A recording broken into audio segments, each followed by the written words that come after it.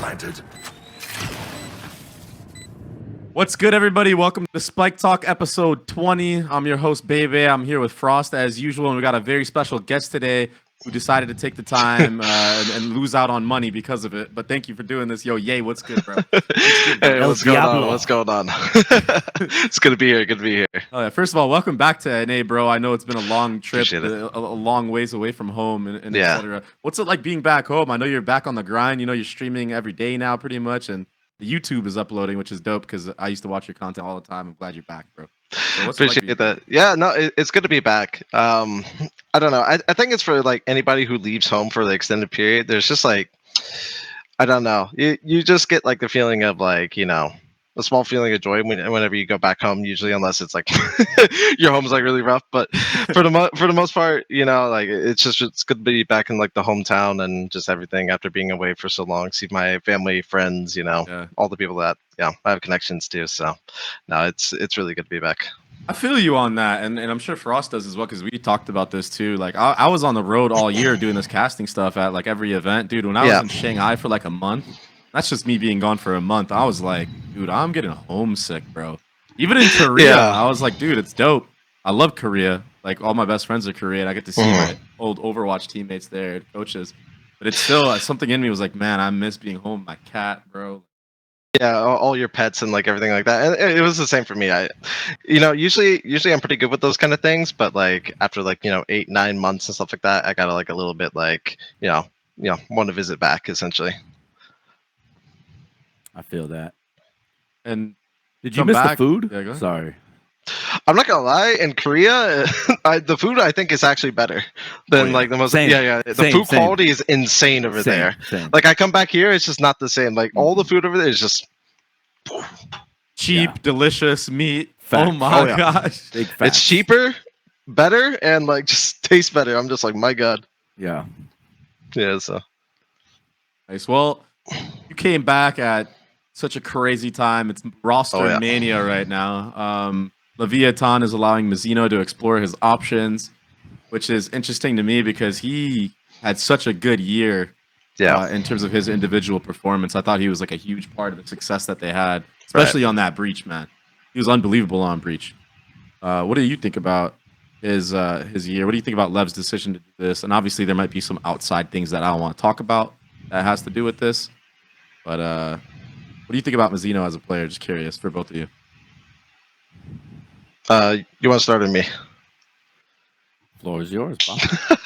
Honestly, Mazino, he has a lot of impact, like as a player, like overall, like way more. Like if you were to put like categories of like I guess like flex players, like where he plays both like controller and like initiator, like he's one of the most high impact ones. Like I can remember like G2 Grand Final in which like he just went absolutely nuclear.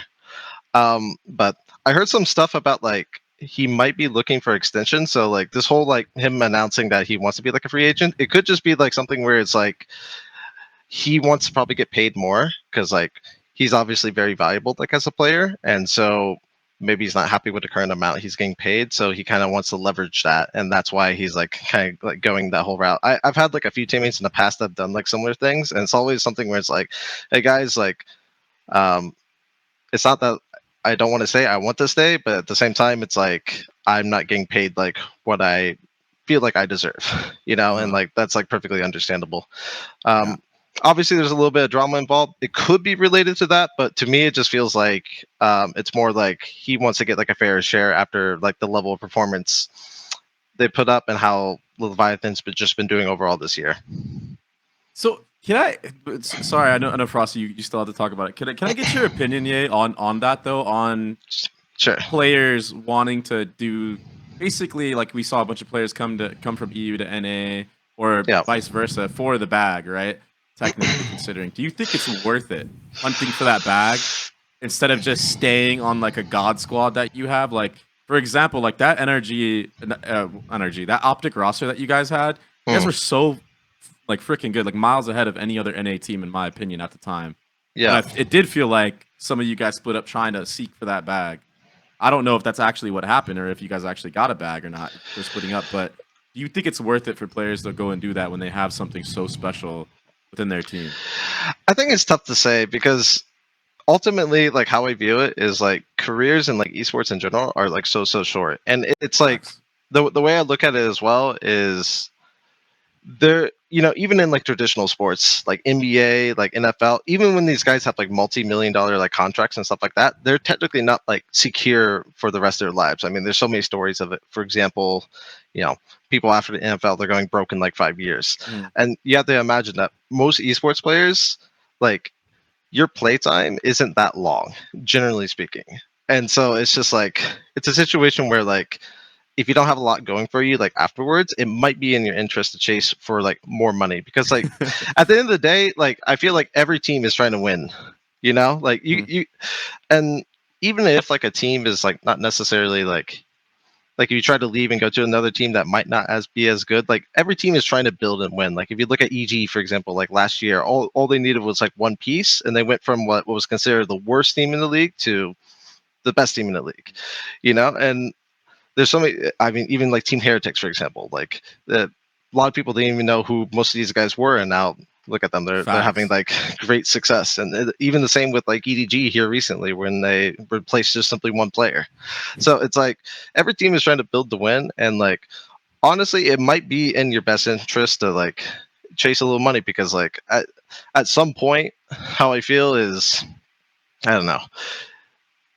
The way I view it is like orgs have no problem letting you go if you're performing bad, Yeah. But like even if you show like loyalty to that org, that may like vet you like a little bit, but like things are very finicky. I feel like in esports in general, and like sometimes there's just stuff that happens like outside your control, in which like, even if you're playing great, you may even not have a guaranteed spot. So I don't know. I just that's some facts you were just spitting, because you're right. I mean, like, and sometimes you show loyalty and the organization shows it back, but you just still get unlucky anyway. Like via or a la FaZe not making franchising. Like I was so committed to FaZe, probably could have joined one of the other teams that were making it with how recency bias was at the time. Everybody looked at me like, oh, he's the GOAT. You know what I mean?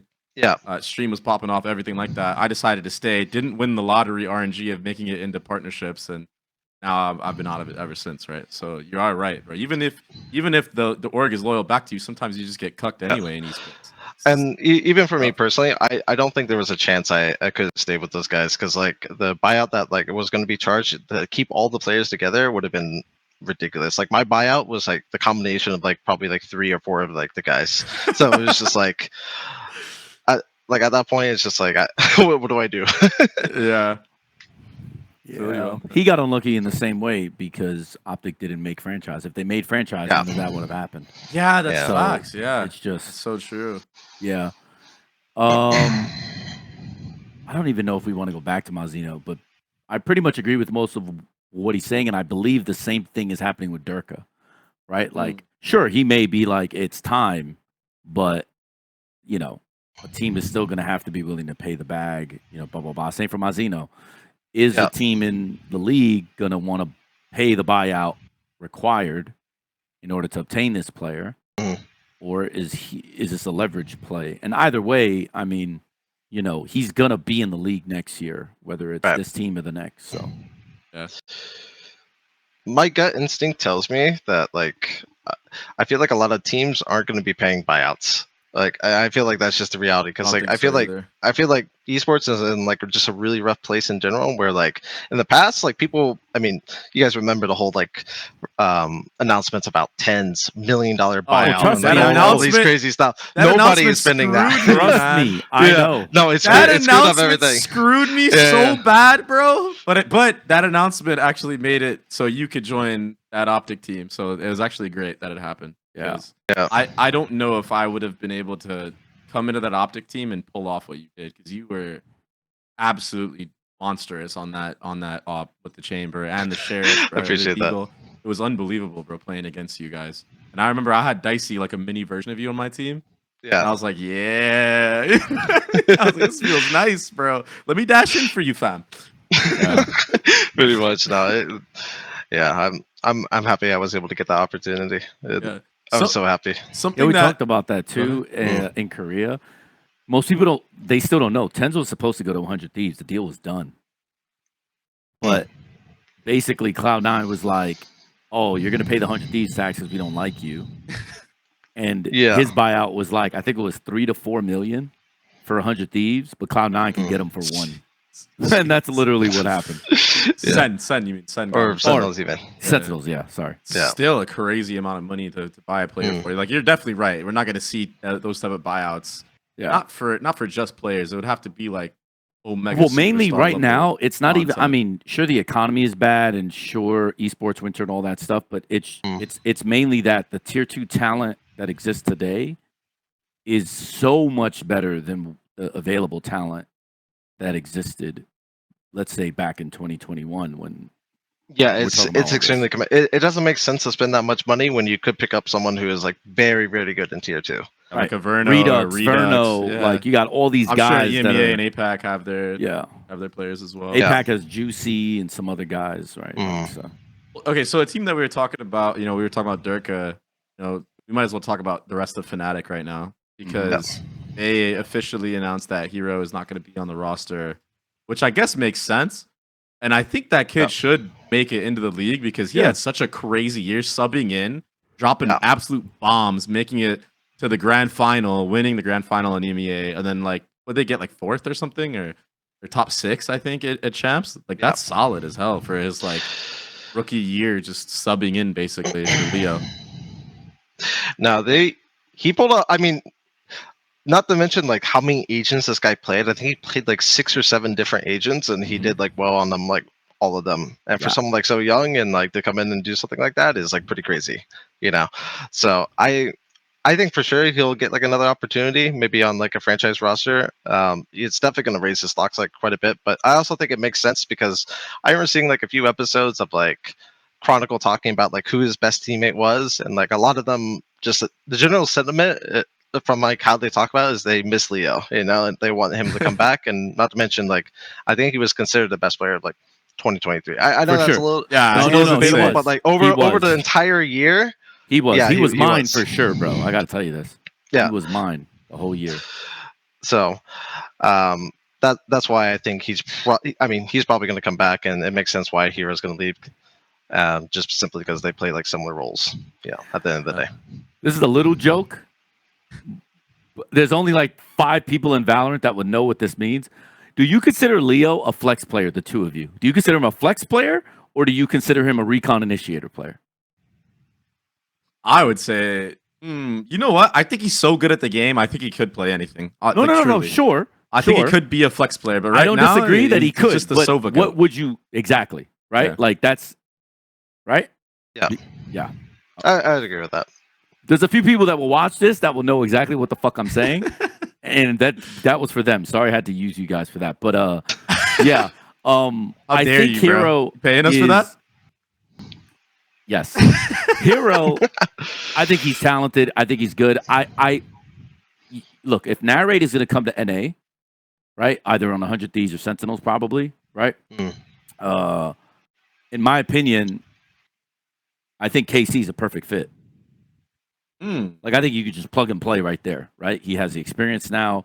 Sure, the agents aren't 1-to-1, but back to Ye's point, the fact that he showed that he can be flexible enough, I think he can slot right in for Narrate. And I think, to me, that is, in my opinion, the perfect spot for him. Smart. Even playstyle-wise. Whether or not that happens is an entirely different proposition, because obviously I'm not coaching that team, and, I'm not the GM either, so. But to me, I think he has a spot on a team in the league that, to me, is perfect. But I imagine like all the other ones would like him too, Giant X or KC wouldn't be bad. I also feel like Koi wouldn't be bad either for him. Fair, he could do something like that. So I mean, I feel like there's a lot of opportunities for him. There's so many, yeah. I expect him to be in franchise next year for sure. Yeah, that's a great a segue because there's so many shuffles going on in EMEA right now. Team Liquid announced that there's restricted free agency for Jamppi, Mystic, and Enzo. I'm not too surprised by this. I'm kind of surprised about the Jamppi one, but I guess he's been there for so long. Maybe it's just time.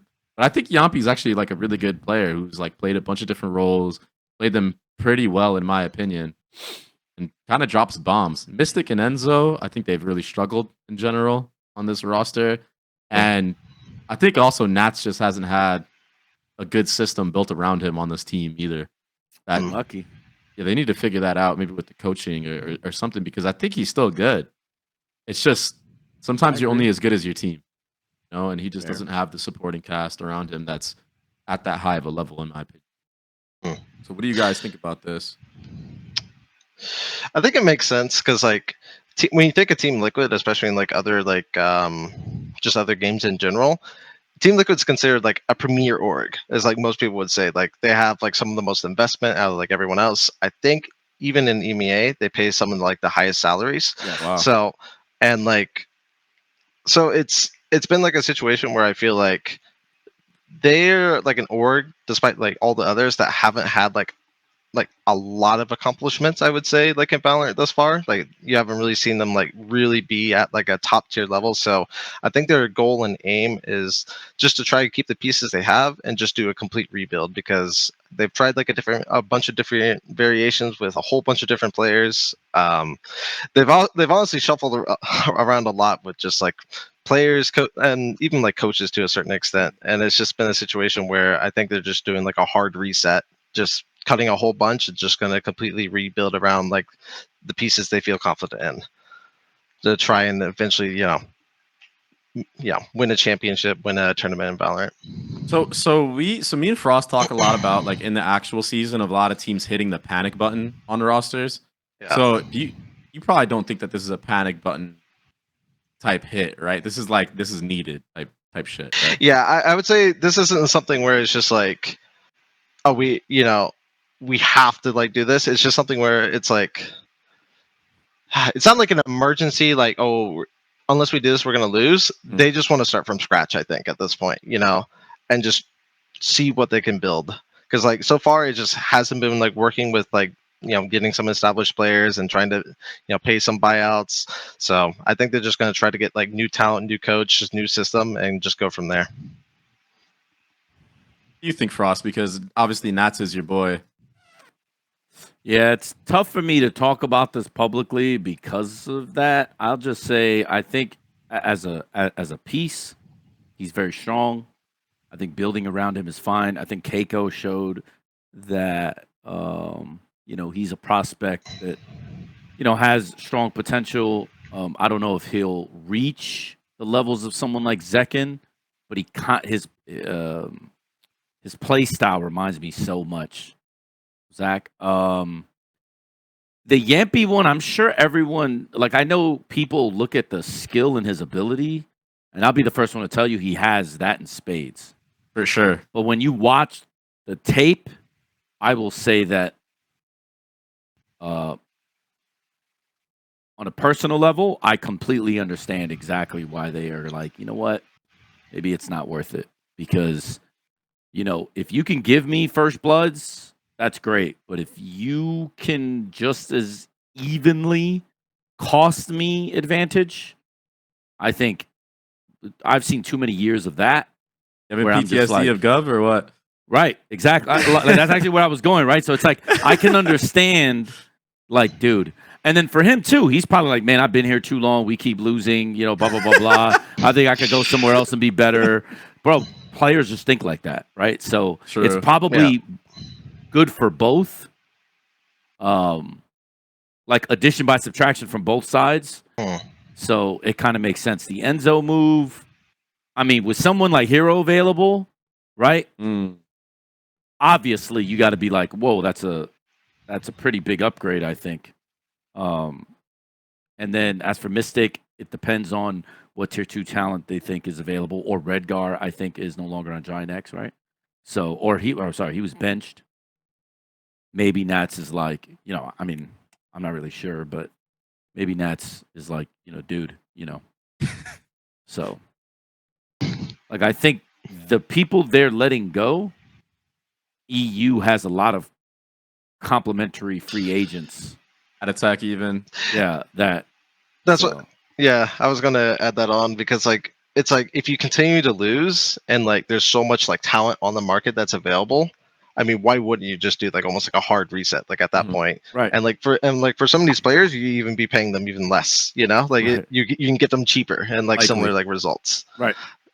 So to me, it makes sense, but it just sucks for some of the players I guess involved. Yep. Starxo also is entering free agency off of Koi, the only one that was announced, which is kind of interesting to me because I feel like they probably should have done the same thing that Liquid's doing right now, in my opinion. I feel like why not? You have so much time, and like you guys said, there is so much talent in EMEA right now, especially with all like the tier 2 players. I mean, with all the people we even mentioned, maybe even some of the Liquid players can go over there and replace some of these guys because I mean, like obviously I'm not playing right now, but no offense, they're kind of booty butt. I'm just gonna keep it a buck. I also think it could be a money thing. Like, it could be maybe these players, because of franchising, had higher salaries early on, and now they're like, dude, with the results, we can probably get, it goes back to what Ye just said too, right? But I just feel like if you're gonna replace your IGL, you might as well, like restart over again, bro. Get like a new core of young players, build them up like that. Maybe keep a couple of the older guys that can sit there and maybe mold them in a good way. Some of the ones that were playing well, but this roster in general didn't really look good. Like, no, it was very weird. I mean, you had like Russian, Swedish players, Polish players. Like, it was a pretty interesting mix, and it just didn't work in server. That's unlucky. I think starxo as well. I think he got kind of screwed by like the meta shift, to be honest with you. His agent pool, like he's kind of known for like flash initiators, I would say, like his KO, and more specifically, I guess, like in the past, Sky. Like he was like always like the primary Sky player, and that was like something that was like almost on every single map, Sky. But like after Sky, this recent Sky nerf, it's like you don't really see her that often, pretty much anywhere anymore. Like most teams have just gone like Gecko, Fade, or even like double controller. Right. So I've noticed like in some of their like comps, for example, like even on like Bind, they're like running KO, and like they're basically running like KO like wherever they can. And like starxo's like when they tried to shift off like towards like his Fade and stuff like that, they haven't seen like a lot of like great results. And obviously it's hard to tell like from like an outside perspective like what the cause of that is, but like that's just like my kind of like more instinct where it just feels like got screwed by the meta shift. Yeah, because like Sky's like no longer meta, and it doesn't seem like they were able to like adapt to that like very well. So it should run deeper than just him getting replaced. Then because like that's like a whole team breakdown though. That's like coaching staff not knowing that we're playing an outdated version of the game compared to everybody else. That's kind of what I was like trying to tell the TSM guys. They were trying to run some KO comps on like Sunset specifically. That was like Breach KO, and I know like M80 ran something like that and it worked. But when I came in there, I was like, bro, 7 is so good at Gecko.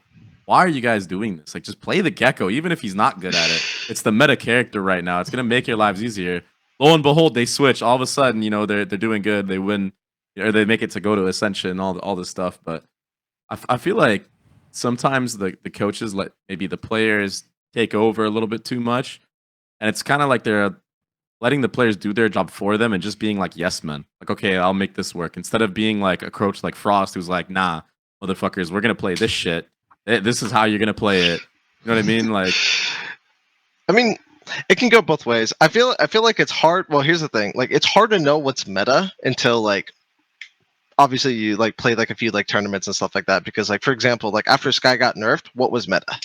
It's really hard to know until like you actually practice it a ton, and then like it's even different like when you get to the actual like tournament. Because like in scrims, I've ran like a few different comps in which like we thought were absolutely insane, and then like you get to like a match and then it's just like, well, this is awful, So it's just like I don't know. I feel like it's hard to know what's meta sometimes. So it's like, and then sometimes what looks to be like, oh, like why are you guys like running this, is because like when they try like meta comps, it just doesn't work out like very well for them. Like the players can't like, maybe it just doesn't synergize well, or like the players are just bad at those agents. So it's just sometimes it's just hard to know. Yeah, the way I think for me, my philosophy on the meta comps or versus non-meta comps is pretty simple. To me, the only way to be ahead of the meta or to feel what's coming is just to have experience. And it's not like, so when Valorant came out, right? none of us had experience. But the reason why I initially thought Raze was better than Reyna, even though everyone was playing Reyna, was simple. It was 4 damaging abilities. I thought the ult was kind of broken, like all these only things. nade Right? in the game. Right. So that comes from at least still from me, the only nade in the game. Right. Like from me, that came from having a MOBA background. So because I had all these abilities and now I can think about abilities, and Andre, you came from Overwatch and you kind of can understand, like you can kind of tell what abilities are going to be strong. And then when you have stage experience, like LAN experience, then you can go, okay, on LAN, this will apply a lot of pressure because players are going to be afraid of like being here or standing here or doing this, doing that. So like when I made gambles, like let's talk about, so this season when they screwed all of us and randomly changed Breeze again, you know, and then Sky got nerfed 2 weeks before the season. That was so crazy. That was wild. I had a Neon. Let's talk about Breeze for a second. I had Neon Yoru, right? The reason I had that as a pocket comp that we were going to run. Instead, it became the main comp that we ran, and it was pretty simple. It's because, you know, flashes, walls, like I had ideas for what to do, but then I realized, oh, wait, people are going to play KO because there's no Sky. And then now that Halls is open again, now it's really hard. Cypher's going to use a trip. And then I don't know if you ever saw the play, but like Ban like use the clone to go past the trip, and he walked right behind this clone. Yeah. So Secret didn't know that he was following it. They were just like, oh, Yoru's Halls. But he had a timing and he killed 3 people in the back, right? Like that stuff is just a prediction based on, oh, now that all the teams are scrambling, they're probably going to try KO, fades. They're going to try all these things. Well, this character is really good against all of that.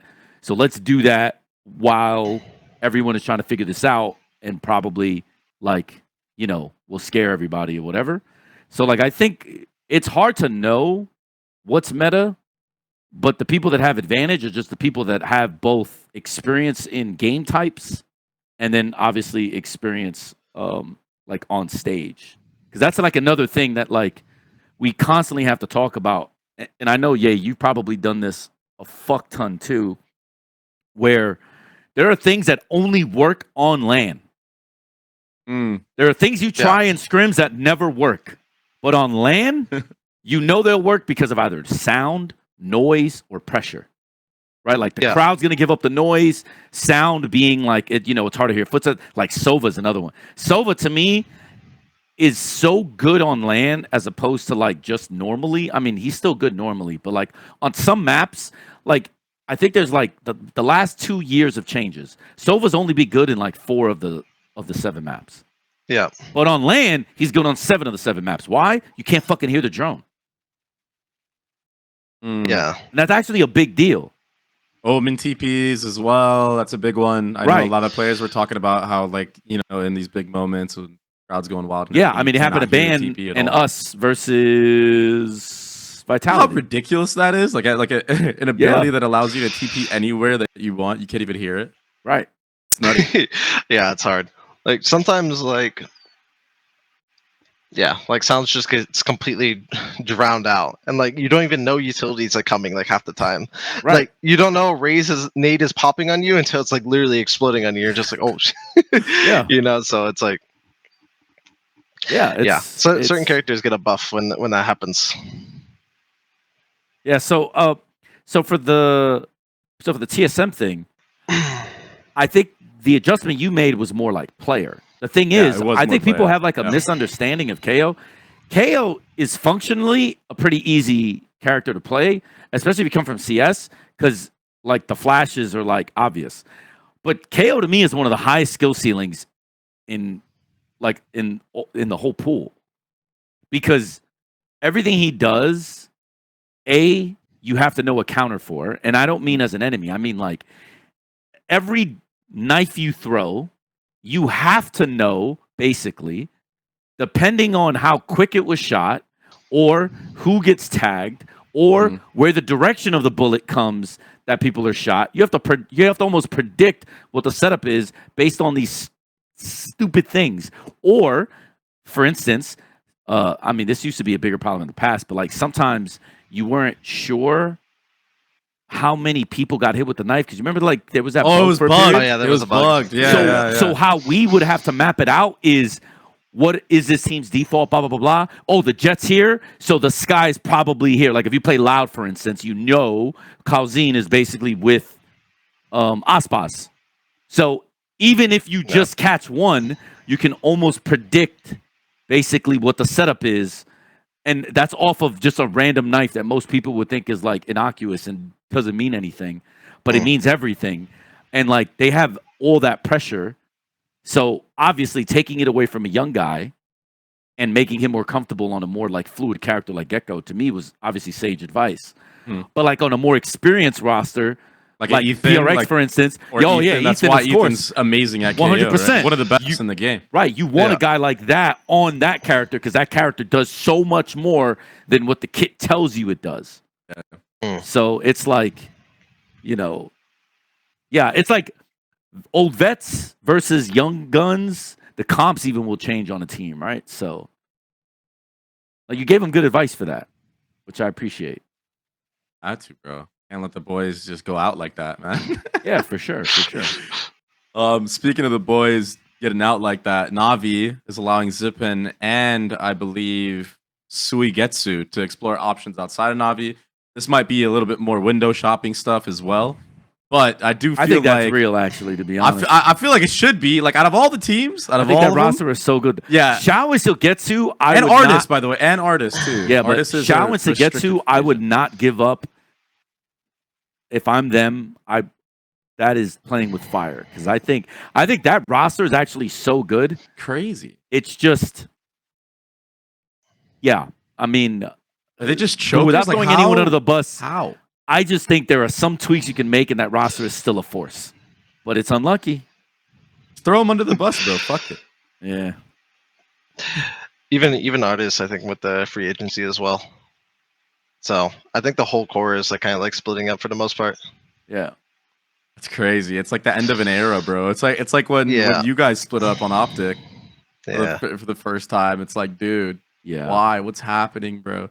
But Yeah.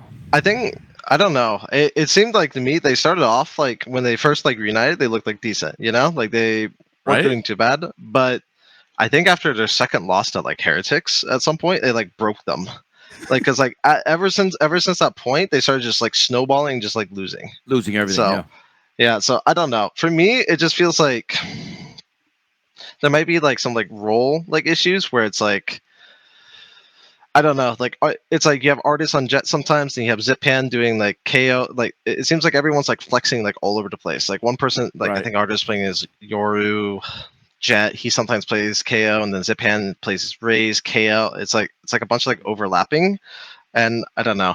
They don't have like a pure duelist player, and not to mention, I just feel like sometimes with teams, when you've been together like for so long, it's things just get like really stagnant Yeah. at some point. Like sometimes there can be like just things where it's not even like really anything's going wrong. You're just not winning, and you're not like people aren't like super like motivated, and like sometimes that can change with like just the addition of like a new player. It can like reignite the team, and Right. I don't know. I've run into that like a few times where it's just like it just gets stagnant, and like people aren't improving anymore. Yeah. And most of that comes from a lack of trust or faith, because Yeah. you don't believe with this 5 you're going to turn it around. Yeah. And that's why you need some sort of change, either coach or another player, because if things start going well, especially in practice, you start to go, oh, maybe if we can, right? So, but yeah, still though, Sugetsu, Zyppan, Shao, They're think all good individually. Whew. facts. They're all good individually. I just think it's like a situation maybe where they're just not good together anymore. And Yeah. like if you were to split them all up and put them on all separate teams, all of them would see like more success. Yeah. You know, that's how I feel. I mean, yeah, and that was the perfect I still would keep opportunity. them together and just Keep a couple of them, right? Like Have a good coach. Shao, Sugetsu, have a maybe good even coach, Ardiis. develop an IGL, find an IGL, because having those 3 on the same squad is nasty. Now, back to his issue with like role changes.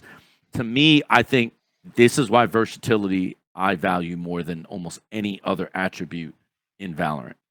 Because sometimes you just need, like, for instance, if a guy can't play Yoru, now he has to play Sova, and he has to learn. It's just like, no, bro, you know, if you're the flex role, if you're the recon initiator, you need to be able to play all the agents in your role so that you don't also inhibit someone else. Because yeah, sure, it might be great that, you know, one of your teammates could play that character, but now you have 2 changes instead of 1. Right? You learning a new agent, we have to deal with, that's cool. But now you're forcing someone who knows his role at a high level to switch it, to learn a new role for this team, and then for you to also be doing the same. That creates a lot of problems, especially with the way the season was with this format. 1 or 2 losses, you're not making champs anymore. Yeah, Because it's Pro pretty brutal. League was so Crazy, bro. it was so competitive this year. It's like, you know, so Still can't believe how the format was. It was just so quick. Like you said, like people would lose like 2-4 matches and then they're just done. I'm just like, what is dude, going it's on right yeah, now, man. bro? And there were Can't teams that imagine. started like 1 and 4. They were Yeah, basically screwed. out of it.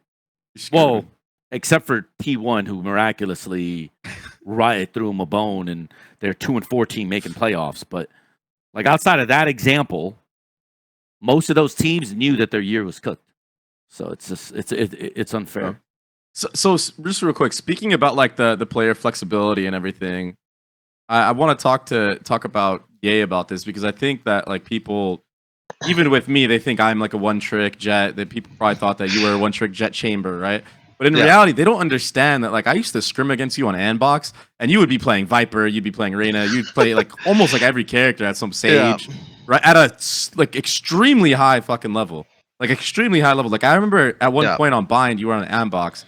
You had every Molly lineup possible, like ones that people weren't even using at the time. Like he would have this U-Haul lineup, bro, on the retake on A site.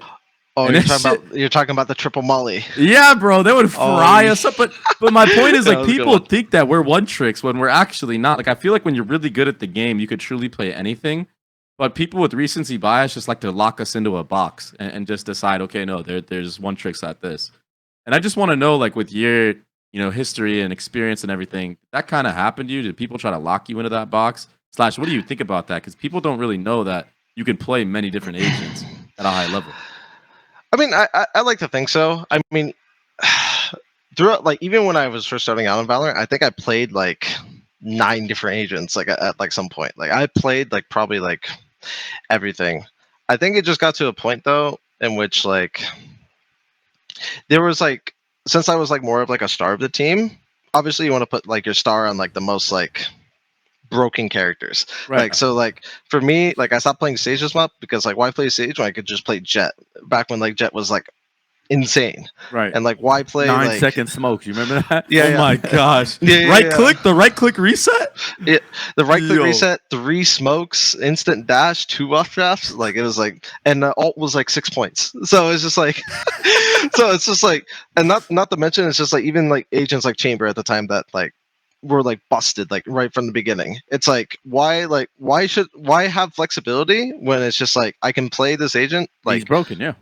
insanely well, like better than like most people like at that time. So it's just like there's no point in having like flexibility if you have like if your star can like put up numbers on like these very broken agents.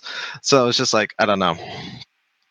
I think people just saw that and it's just like they included some of my success at Chamber. I'm not gonna like pretend like I wasn't like really good at like Chamber, just with all his abilities and was like a really good like play style fit like for me overall. But I think, I mean, I do think people discredit it a little bit because like ultimately everyone had access to like the same agents at the same time, Of course. and like to play these But things they at don't like a bring high that level, up though. They don't bring that Yeah. up though. and to play stuff at like a high level, like you need to have like the fundamentals down like regardless, and like these fundamentals like apply to like other agents as well. It's not just like, oh, they only apply to Chamber or they only apply to like Jet. Like aim doesn't just apply only to you don't just lose your aim on like some of these other characters. So I don't know. For me, like even on like C9 and like even actually, I'll go into this. Like even on Optic, like I wanted to play like other stuff outside Chamber. Like you can ask Chet. Like I was so bored of just playing the same agent. Like dude, you guys don't understand how much it is to play like the same agent like 10 hours a day across every single map. I'm just like, dude, I wanted to play Yoru, I wanted to play like Jet like at like some points and like stuff like that, but it's just like because like I was like really skilled with them, it's just like we're just gonna keep on going, and like I understand that, obviously, but yeah, but even after like Optic, like when I went to like C9 and stuff like that, I was playing like 4 agents like at the time, 4 or 5 different agents, and even when I went to Bleed at some point, I was playing like 4 or 5 different agents, and the Jeez. the shitty part is I could the the matches were obviously like pretty bad, so it just looks like, oh, this guy's just inflexible, but like at least like in scrims and when I was playing like pro teams, it always went like really really well, but like unfortunately it's tough like when I guess match time comes and you couldn't showcase it. Yeah.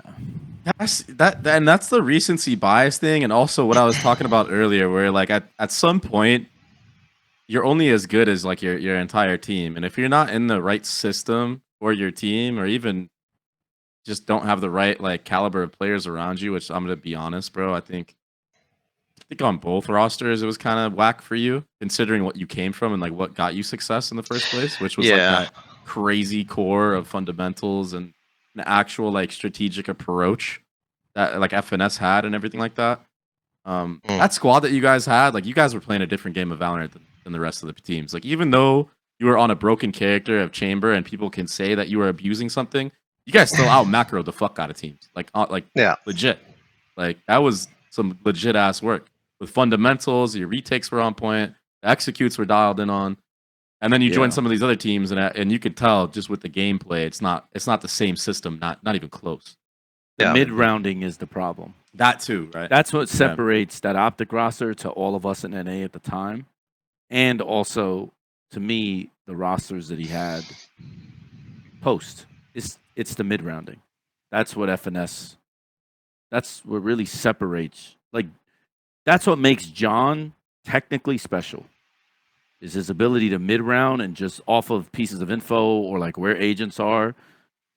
Hopefully, he's going to make a call that is going to basically set the team in a position that gets them a gap or at least a good fight. And then once that happens, then then it's his turn, right? Then he gets his one. Now it's 5v3. Now it's pretty much round over because I think at the time, like around the Berlin time, I remember I think you guys were at like 5v3. No, sorry, 5v4s. You guys were at like a 73% conversion rate. You Crazy. getting first pick because I remember when we played you, that was like our big thing was we cannot under any. I would rather give up bomb sites and play retakes than give them an opening pick because they basically are going to close the round out. So don't even do that because you guys were one of the highest at the time in the world. I believe I'm pretty sure FNATIC was the only one higher than you, but like still, so. Like it's the mid rounding, and this is a thing that most people don't realize. It's like when someone can make the game easier for everyone else, and then the other people are so good at their jobs that they, can take advantage of that. That shit is hard to play against. It's so hard when you feel like they're in your head, and when you lose that, I think any player would struggle because the game almost was easy. It was much easier. Now it's harder. Now when you have a player that can't win those 50-50s, instead of a 5v3, it's a 4v4. Now the odds change, right? And it's like, so I agree with you with the fact that roster was special for sure. I said it. I was, Even when you guys broke up because you went to Cloud9, I was like, that's a mistake. That's fucked. I know, man. Because, it's just, like you have to know what you have when you have it. I didn't get to say it earlier because like you guys were flowing, but like, I completely agree with that sentiment. Like you have to be able to realize it. There's all this talk about heretics now and if they're going to keep the roster together, right? And my perspective on that is the same as this. It's like there's no way they get right there and they go, nah, you know what? I want more money. Like their focus should be, in my opinion, on maximizing the success here because that success is going to give them more money. Right? So I want to talk about like your transition into, into Cloud9. We already talked about like your time at Optic and whatnot. If you want to talk about the Gambit Berlin finals, we could talk about that for us. What the fuck was it like playing that roster? Yeah, Which, by the way, most people consider the best roster of all time. I think now there are other ones that you can kind of, but like, remember at that time, everybody was scared of them. We were like, what the fuck, bro? They just played really weird is like the best way I can describe it. For me, I feel like it was like a situation where like I've never had a team that just did absolutely nothing for like an entire minute and didn't decide to like execute like later on. Like it was like I've never seen a team that just like it was like 1-1-1-1 like across the map, like a bunch of lurks, and just like then later on, like when like 30 seconds left, grouping up and hitting. I was just like, what the heck am I playing? You know, like it was like very hard to get like a read on it. And you just basically had to sit there and do nothing and just wait, like for like most of the game. Wow. Man, the Berlin finals. I feel like we should have won the bind. I remember like there was a round like I kind of threw like an eco one that I think it would have, if I would just not thrown that round, we would have probably won like the first map. And I think once we won that first map, we would have been able to snowball, because I think something that sometimes would happen to us is like if we lost in like a really, really tilting way, like let's just say it's like multiple like overtimes, and it's just like some like ridiculous rounds where it's just like sometimes you weren't even making mistakes. It's just like, I don't know, someone's just full blind and they kill two of us, and we're just like, what? Like, this is so dumb. And then the next round, you know, it's just like we run into like 4 or 5 people, and we're just like, why? you know, and it's just like sometimes it was just like complete hero plays or hard reads, and like sometimes we had like trouble like recovering from that, especially like in like some finals. And not to mention, I think even on the like that Berlin final, I forget what ended up happening, but it was like some crazy situation in which like almost none of us got like any sleep because of the scheduling, and it's just like it was rough. But I mean, I can't take it away from them. Like how they played obviously amazing, and honestly, Chronicle had like an incredible series against us. That guy was absolutely like just like destroying us. So yeah, I mean, same with us when we played him. You can't take you can't take it away from him. Like he showed up to play like at that final. Yeah, we beat them though. By the way, speaking of that bullshit, how is it that the 3rd seed in NA, you guys got the easiest fucking group, and we ended up getting fucking Gambit and then Ascend? Can you explain that? Tactical loss. Who did you have to pay, Tactical bro? loss. Who did you have to pay? Oh, speaking of that, there's one thing I wanted to mention. Listen, I love the guy. Like, obviously, he had like an incredible final, but like, I can't believe we found out about that swoop peak stuff. I'm not sure if you guys remember that, where it's just like the Viper that bug existed, Viper, where it's just like, because I never understood, because like he would walk in his Viper orb, and it happened to me like multiple times, and like the Viper would go down. I'm just instant dead. I'm just like, How? For me, like I have like a pretty fast reaction time, I feel. But I could not react to this. And I come to find out like later on, like it's just like there's like this bug where it's just like you see this guy way before like he sees you, and I'm just like, nah, there's no way that's what was the reason. Yeah, we complained about that also during the tournament, but it wasn't in the rule, and basically Riot just let that shit rock. In fairness, he got away with a lot of dirty shit for sure. He was good. No, for sure. I agree. He was really good. I agree. But it's just like, man, I can't believe I come to find out later that's like why I could not react to it. Because like I can remember a few key rounds that happened. I'm just like, man, there's no Changes way the game. Got away with me. Yeah. Because then you don't want to go on that site, or you'd bring more people, and it's just it just changes a lot. Yeah. Especially on Chamber, because you're holding certain angles. Especially, I think I remember this bind game that you're talking about. Bro. Oh no, this is the Chamber wasn't at Berlin. Oh, this wasn't the Chamber stuff. Oh, okay. No. But I remember him like doing stuff on bind a lot. He was on Jet with that orb. Still, nerd. Okay, well then fast forward to the Chamber meta and that crazy Optic run you guys went on. You end up going into the grand finals of champs, and you're up against Loud. I want to get your experience on that, like what if you can go back, put yourself in those shoes, because you guys were like our only hope. You know what I mean? Like, and Loud just had you guys' number for some reason.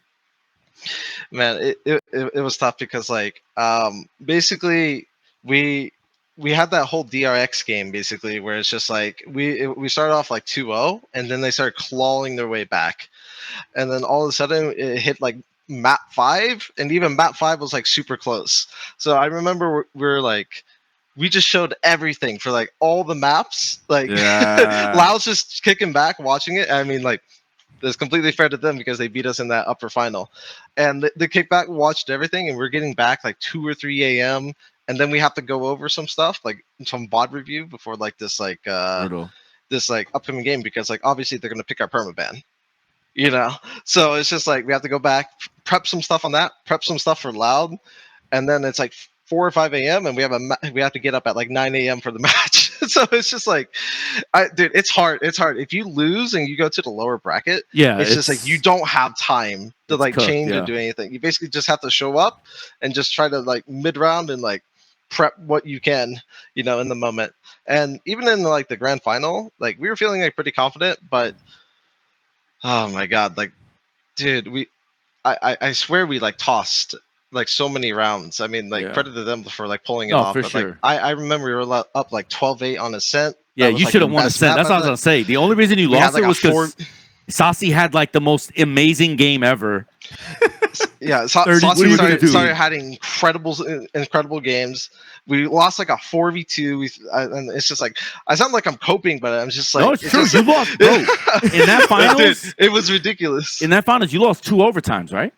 I'm pretty sure you lost 2 overtimes. They lost Ascent and Breeze OT. Right. I remember there was like a round we like Omen blind like Aspas, and then he somehow got 2 knife headshot kills Omen blind on people he couldn't even see. And I'm just like, bro, like, what do you say to that at that point? You know, like, can you even be mad because like, yeah, you did the right thing. You just got fucked. Yeah, I mean, like, what can you say like at that point?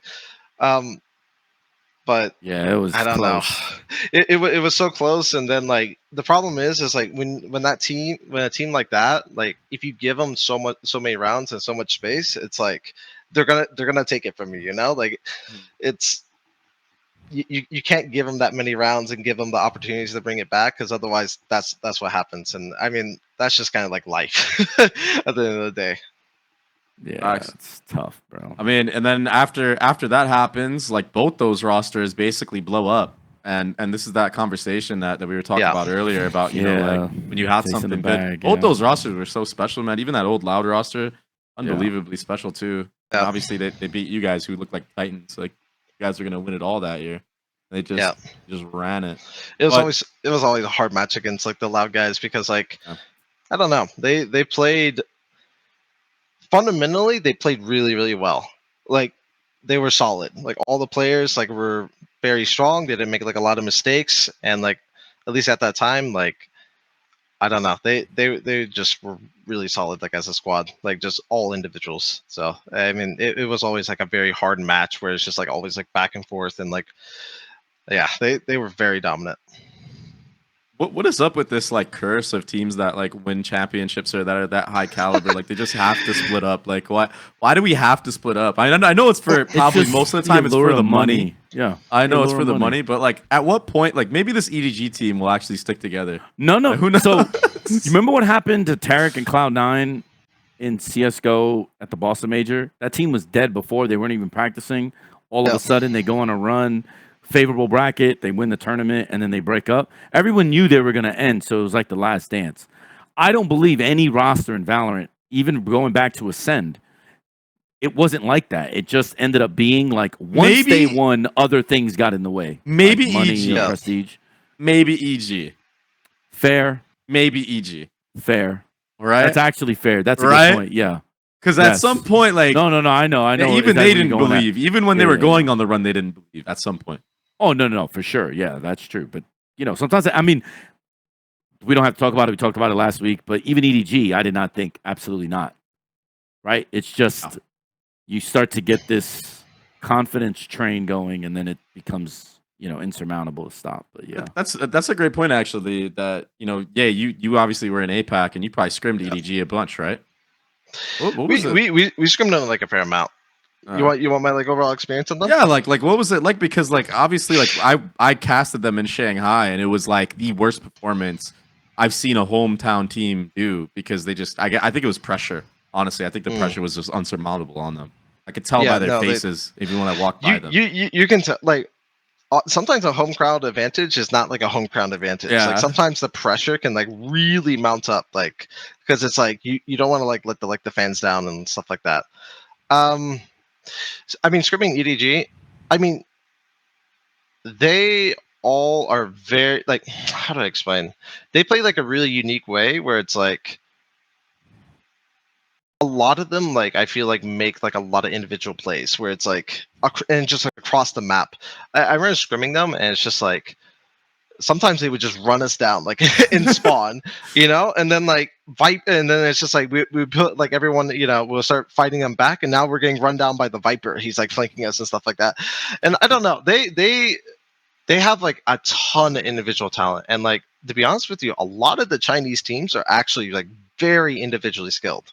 I can remember when I was playing like Raze like multiple times, and like I would have these like fast satchel like setups where like I would like instantly go somewhere like super fast, and against like some of these Chinese names, yeah, I think specifically one was like Trace, who like I've always thought Trace was incredible. Like no one knew about them, but like I knew they were gonna like go to champions at like some point. Like I have messages telling people you need to look out for these guys.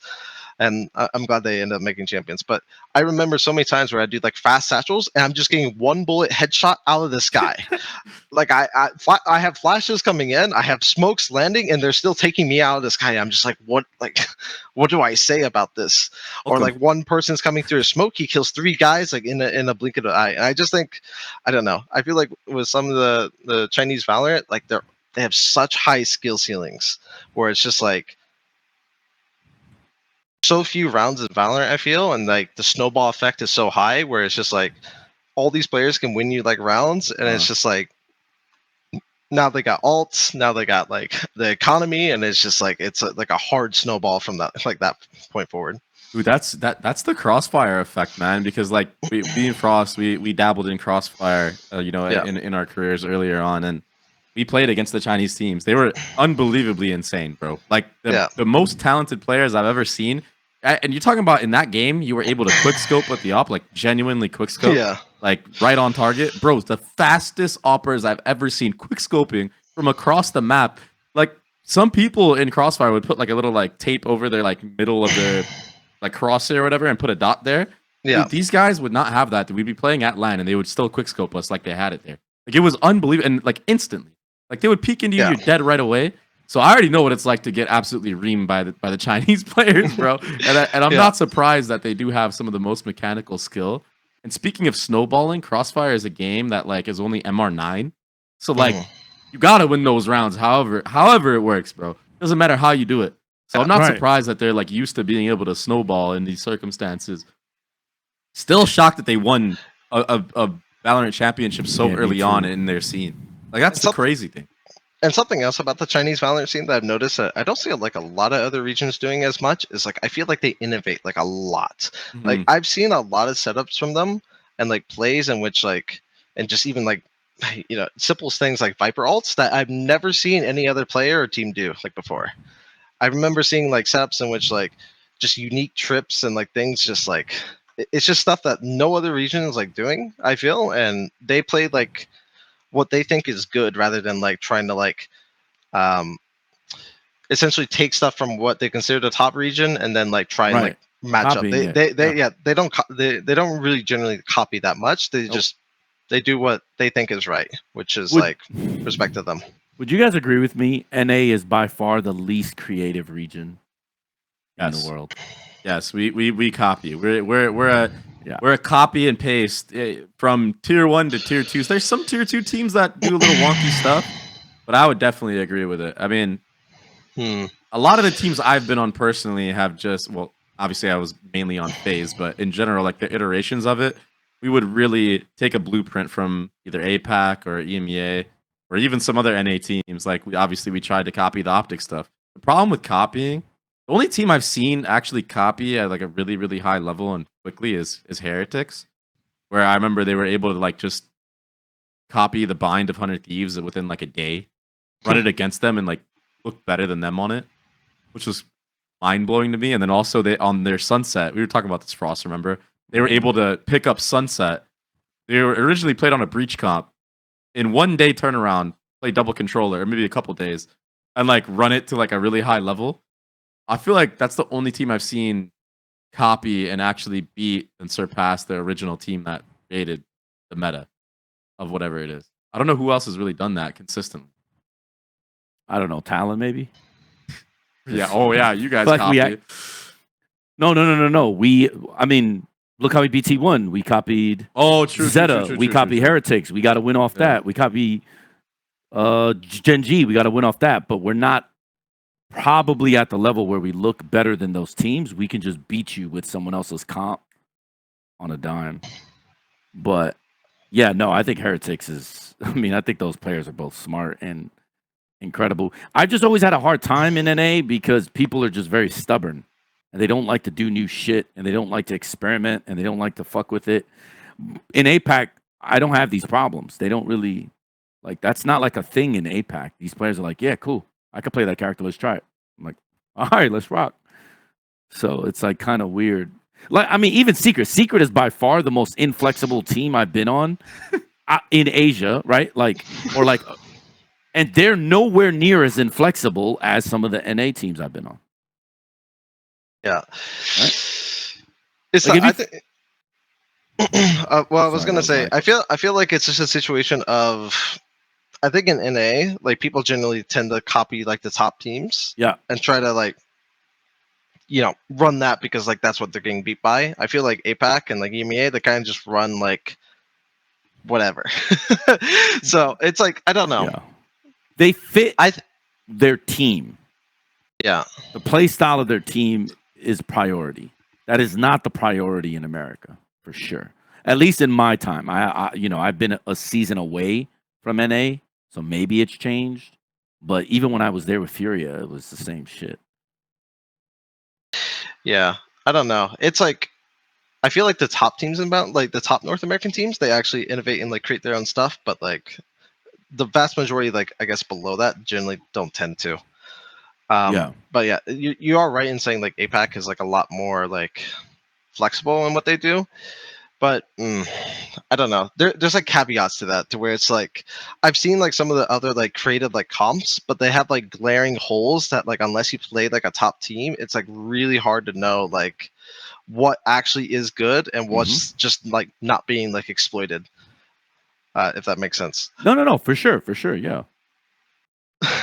I'll be honest with you. There has been times in which like I remember like coming APAC. There's like one time in which like I remember there was like a discussion about changing like the ascent comp, and like I think I stood like ground on this like one time where it's just like, guys, we cannot change the ascent comp like to this because like I don't know for whatever reason that ascent comp is perfect.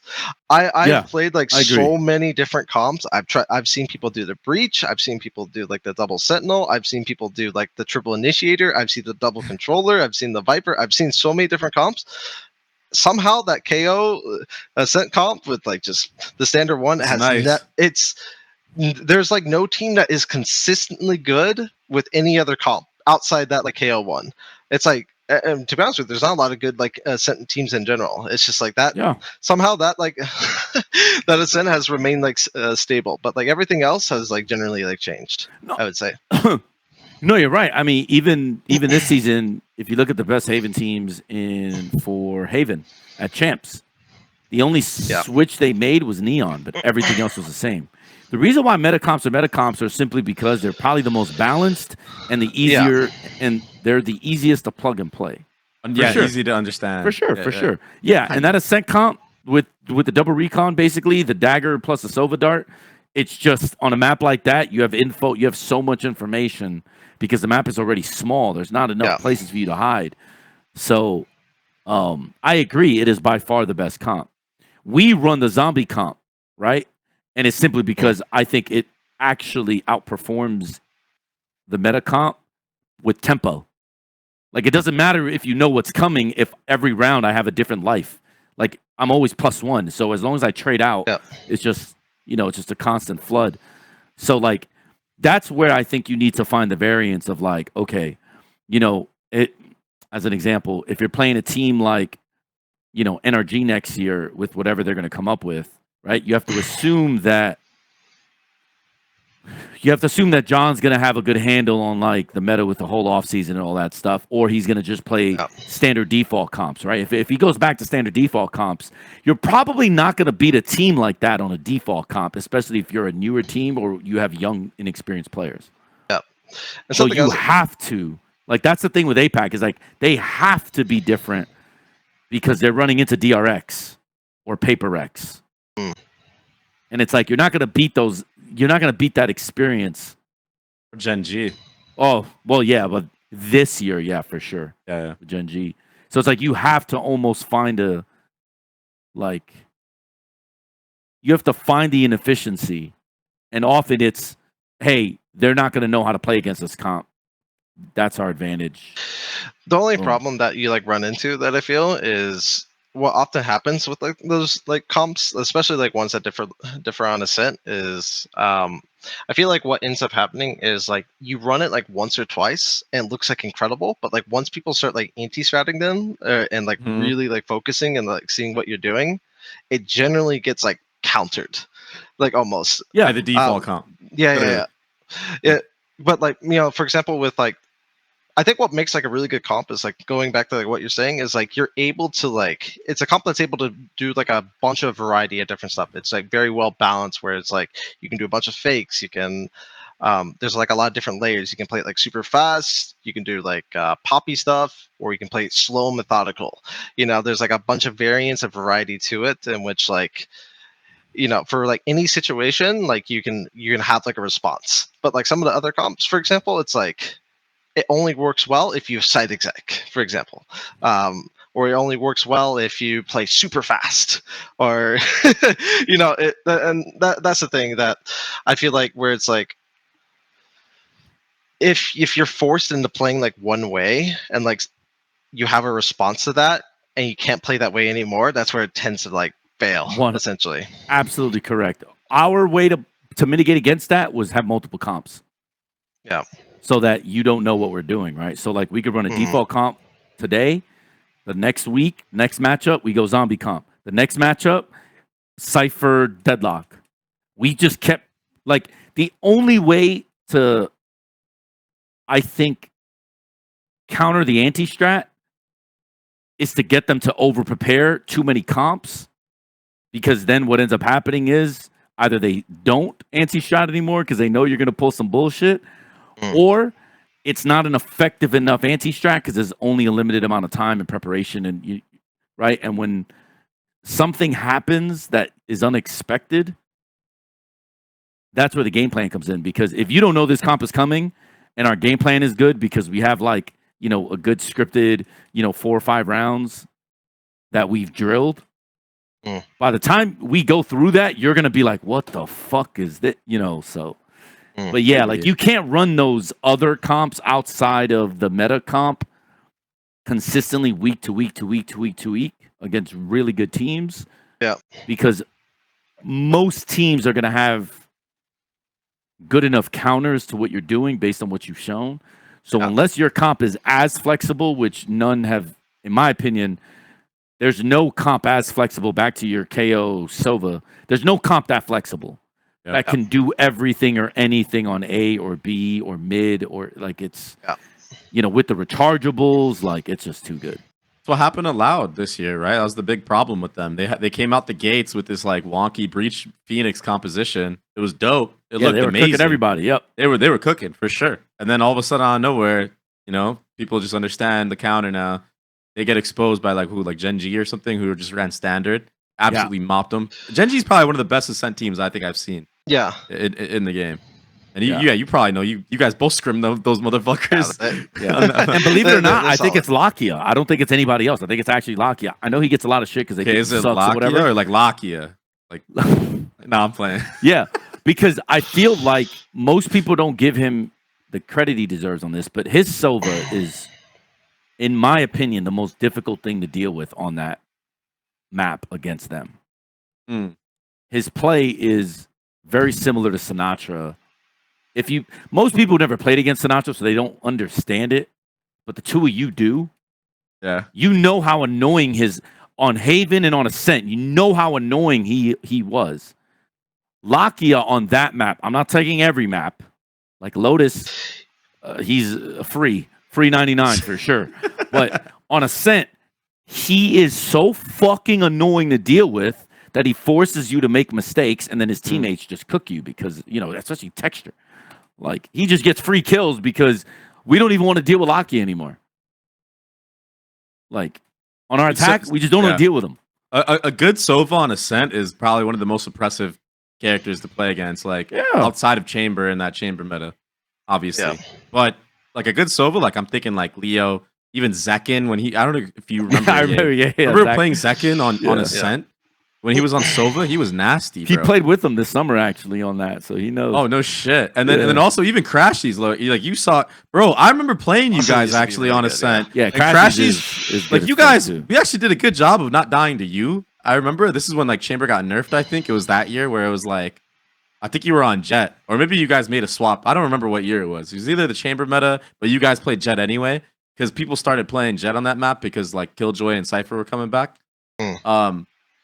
But, man, we had a game where, like, we finally figured out, like, okay, I don't want to say we figured out how to shut you down, but you just weren't popping off on us. And we thought we had it, bro. We were like, oh, we're going to do it. We're finally going to beat him on Ascent, bro. Crashies drops 30 bomb, bro, on Sova, bro. We're like, what the fuck? What the fuck going on here, man?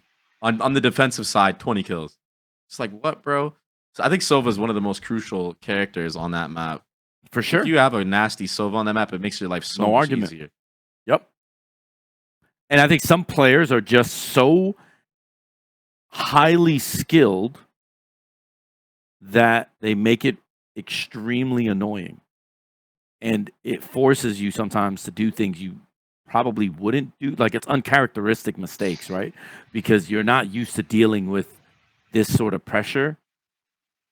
And I think for sure why Genji is so good is his play makes it very difficult to deal with.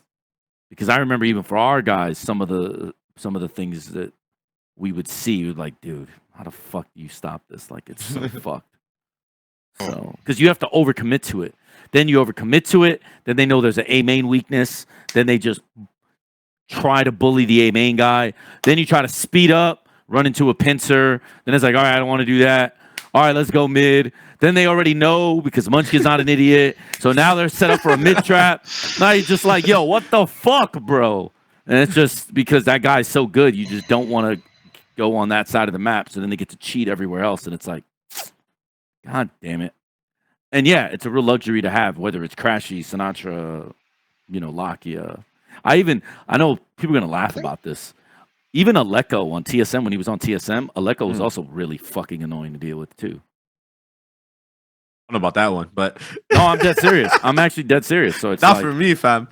Yeah, probably not for you, but I know, I remember hearing players complain about specific Sovas, and I'm just recalling that. Nah, I feel you. I think Genji, what made them difficult was I think they're just really well versed in like their setups. Like they have like such a variety. I remember seeing like they had so much like they had like a mid trap, they had like a mid fight, they had really good retakes, like set and planned out. They had like such a variety of like different setups that they ran, and like they also did a really good job with their utility. Like they didn't just throw stuff to throw stuff. Right. It's like anytime you're coming to a site, you have to bait out like some util, otherwise it's like it's going to be very, very difficult for you. And I think what they do a really good job of is like you're forced to do like a few steps before hitting their site, like especially on like your attack. I mean, Ascent is already like pretty like defense sided, I will say, but like especially against like their kind of team, it's you have to like try to outplay them in some way, otherwise you're just going to run into like, well, you want to execute on your side while your knife, volleyed, flashed, and there's a smoke on site. Good luck clearing it while all our teammates are rotating in, you know? And it's like, sometimes they'll just give you the site and then they have like a crazy retake. So if you dump all your utility on site, well, it's fine. You can have it, but like good luck holding the retake, you know? And it would just be situations like that where I think like Genji like really shined. They were always like really smart with the utility and had like just like a lot of good plans for like a lot of different rounds. Yeah. And you know, I think that's what makes like a good like a set team. It's just like overall just good fundamentals and like a good understanding of the map. Well said. I kind of want to backtrack a little bit here. Obviously, you know, before we went on the tangent, we were talking about you playing in champs. Yeah. Following that up, you got esports player of the year, bro. What is that like? What is that like, bro? Like, I didn't even know they had that award. Like, you know what You I beat mean? Simple that year too, right? I'm pretty sure. Yeah, you beat Simple. I remember seeing Simple up there. And, dude, that's insane though, no? Because like you played CS, you probably grew up watching Simple. You know, like this guy's the I did. I mean, it was pretty surreal moment. I mean, to be fair, I did have like a pretty good year, but like beat like out like all those other people, especially like I guess people you used to like look up to, was like pretty insane. That's Unfortunately, crazy. I couldn't go to that like conference thing, but whatever. The only sad part is, I will say, is I was supposed to receive a trophy and I never did, so that's unlucky. But yeah, I mean, it was pretty cool to get that reward and everything like that, because like I mean, physical trophy or not, that's something that I accomplished, and it was something to be proud of after putting in so much work. Unreal. Did you see that coming at all? Like how what? How did you even know that you got like nominated and shit? It just like happened, or did you know ahead of time? Yo, you're gonna be in here. I got nominated. I think someone like told me, but I was like, oh, okay. I thought it's like, oh, it's whatever, But so to see myself win it, I was like, oh, shit, that's pretty cool. Did you even like post about it or anything? Like vote for me? I don't even remember. No, I didn't. Because like you didn't even do that. No, I did. I didn't even know. I didn't even know that was a thing. I just saw that. And I'm just like, oh, it's just like I didn't even know what that was up until that point. So sick. I think you also benefited from the cross section of like Valorant, like the hype around Valorant compared to like League and CS. I think when people were voting, it was more like,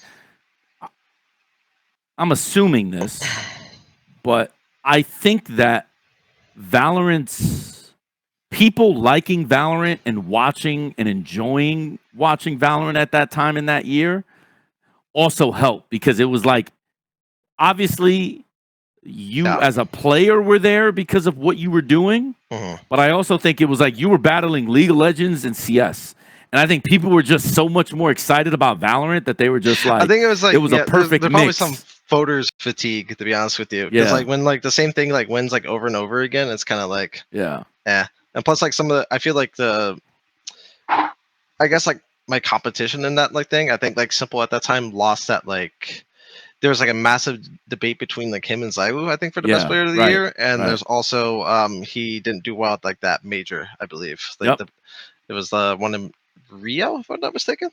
But that, and I think I forget who it was. Was it Faker? It might have been Faker, but I think it was like the one where he I also thought it lost. was the dude from Gen G, Chovy. I'm pretty sure it was Chovy, right? Yeah. But he was the one for League. No. He did lose. They choked. Yeah. But the point is, like, you still beat a guy that is like considered one of the best. I know everyone knows Faker, but he's like the other guy. Chovy is literally like one of the best. Also, he's just not Faker. Unlucky, But, he doesn't get enough credit. I feel. Right. Unlucky, bro. But he's good as fuck, bro. Yeah. So so you beat him. You beat Simple. I don't remember who else was on the list. Wait, was that the Cooks here year? You beat a Flipside player too, I think. Cooks here. Rocket League. Pretty sure. I don't remember, to be honest with you. Yeah. Flipside was still going around that time. That's crazy. Rocket League, yeah. Well, Rocket League. But okay. Still insane though. I don't know. I'm old, man. Like being being like your peer at the time too, and seeing that, I was hella happy, bro. I was like, dude, this is so good for the game in general. Like, because you're right. Like Valorant was hot, and it still is hot. It's like the number 2 watched esport or whatever on Twitch. It's crazy how much Valorant blew up. It like changed our lives.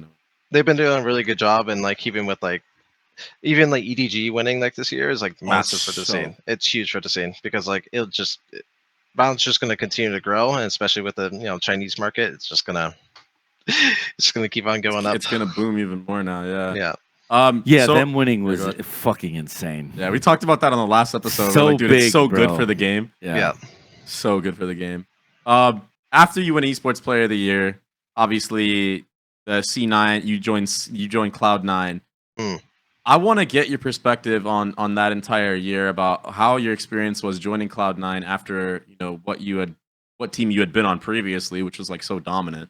what was it like joining a new roster after playing with those guys for such a long time? And then also, we'll talk about like DSG and like how that even came to be, because obviously you joined Cloud9, you took a bit of a hiatus, and then you came back to play for DSG. So I just want to get your opinion on like how your experience was on Cloud9, what you think should have went down, pretty much, because I feel like you kind of got the short end of the stick there, and I don't think it was very fair to you. Yeah, the whole C9 situation. I mean, I've always been like a fan of like the C9 org, at least when I came, because I saw their success, in like Counter-Strike and even like some League of Legends. So I always thought it'd be cool. I remember seeing like all the like vlogs and stuff at like the C9 house, and I always thought it's like, oh cool, I'd love to do something like that. I ended up joining that. Honestly, I was really kind of happy with the whole roster, because like I'm not sure if you remember, but like prior to like even like Optic, like C9 was considered like one of the best teams like in North America. Like they were always up there, and like even they should have I guess technically made like Reykjavik, like they were on track to, because I think everyone considered them like number one at like one point before like losing to, I think it was us and the Guard at like some point. But they were always like a super dangerous team that like whenever you played them, it was like it was just hard because they had like really good players as well. So, I thought it would be like a good place to end up joining. So I ended up doing it. And to be honest with you, my time, at least like, team wise, I really enjoyed the time there. Obviously, the only sad part is I feel like we didn't get really like much of a chance, because like we had like a Red Bull tournament in which like we came like second. And that was like our first time like playing with each other. So we had that, and I was like still like trying to like figure like everything out, and plus like we were still changing like all up the roles, because like I think prior to that like 2 or 3 people left like C9, so it was just like there's like a big like roster shakeup. So we played a Red Bull tournament, got second. And then we ended up going to I believe it was Lock-In. Yeah, we played Lock-In, and we beat Paper Rex, but ended up losing the DRX. And like for anyone who's ever played DRX is hard. Sometimes they're very, very hard. And I don't think they made like any roster changes, so it's just like, you played them on Pearl, right? Yeah. And keep in mind, this was like post-chamber like nerfs, and like here I was like still playing like chamber, like on like a lot of the maps, and like it was just like no one figured out the meta up until that point either. Like no one knew, like Harbor just got recently introduced. Like no one knew if chamber was still good, or like what teams would be like running. There were so many like agent changes and just map pool changes to where it's just like no one knew. So it's like going into this tournament, it's like you got one chance or you're out. And then like after like we lost that, it's just like it just sucked when the news came that Yeah, I remember that map too, because you guys don't get the credit, because Mako had a masterclass on that round, on the map. So I remember that Pearl. He's playing B connector door, and he has this setup where he has the smoke and he mollies, and then when he gets them to pivot off, he picks up the smoke, he throws the smoke to A main, but then he mollies Art. Yeah, I know. So they get fucked, and it's like that's like the first time I'd ever seen it. So like obviously Cloud9 is like, what the fuck is this, basically? But it's like they're also going against a team that is like innovating and like playing really well. And Mako's going off, and Mako's considered one of the best controller players anyway. And it's like, then all of a sudden it's like hit panic button.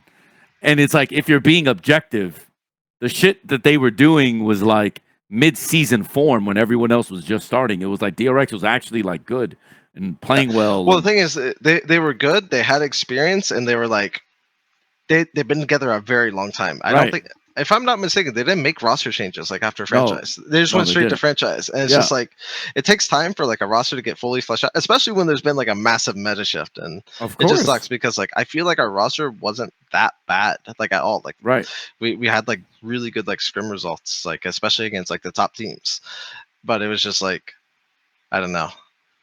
Some stuff like behind the scene, like I guess like happened, and I mean like, this as respectfully as possible. I don't know him, so I don't want to seem rude, but like Cloud9 went on a run and I believe finished second in the league that year, right after Ye. Like literally 2 months later, season starts, they go on a run, they finish second. They did that with Rooney.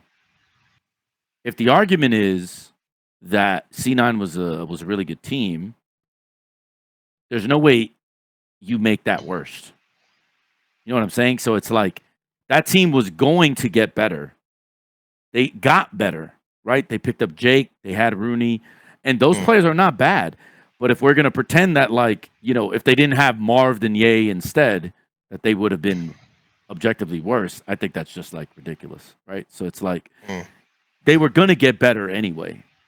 It just did need time. Like, how did it all unfold? Like how did you find out that, all of a sudden out of nowhere they're hitting the panic button and doing this shit?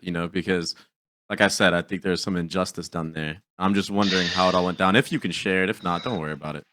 I'm not gonna go too much into like detail about the whole thing. I think for me, looking back, I did some stuff that maybe wasn't like maybe becoming as like a professional in terms of like some like maybe out of org related stuff that probably like made them mad. But I would say just in general, it was just like I feel like what ended up happening was like obviously there was like a big like whatchamacallit. There was like a big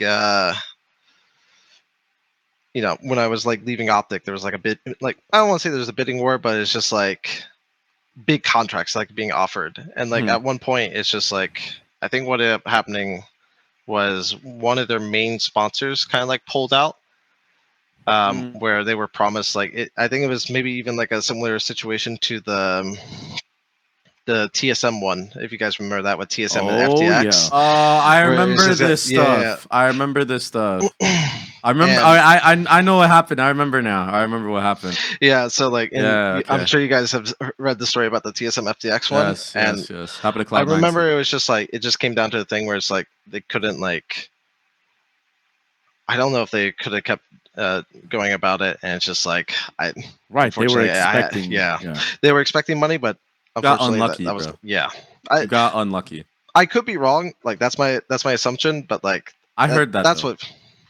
Yeah. So. Yeah. And I was already having like a little bit of trouble, I guess, like with the org. Like again, some of it's my fault. Maybe I'll put someone on that, but I don't know. It was just a situation in which like ended up kind of like kicking me out of franchise for the rest of the year because like after that, like I think it was post lock-in, all the rosters were locked. Yep. So it's just like my whole year is just done, like right then and there, and it's just like, what do I do, at that point? Yeah. And plus, like, no team is gonna make changes either, like at that point, because like one tournament's been played. Limited like, slots. why would they? Yeah, like, and why would you drop like someone like right then and there? Yeah, it's unlucky. I want. It sucks, but like, what can you say? And I feel, but I mean, that's just how situation was tough. That's just sometimes how esports Furia, is. Believe it or not, Furia was in a very similar situation with FTX. But shout out to Akari, who is a G for this. They got most of their money up front. Now, obviously, it wasn't 200 million like what TSM was, but they got most of it up front, which was in retrospect, was a genius business move that I appreciated when I heard it. I was like, oh fuck, that's really interesting. But yeah, Furia was also like in the midst of that, and I was like, damn, because like that stuff that on flip side, for instance, I would have never thought of, like getting the contract front loaded. That's what they call front loaded. Yeah. I never would have thought of that, right? Like, because at the time I didn't have the business acumen, so like I just wouldn't know.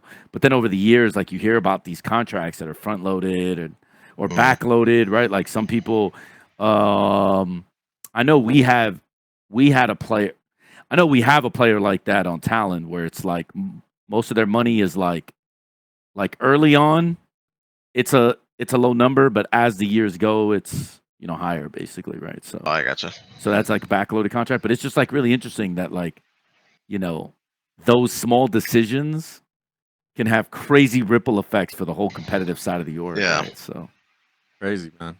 Yeah. That's just not fair to us. That just goes on to what you're talking about with like, I mean, obviously you've had experience with it. The esports shit, it's like crazy. It's cutthroat as hell.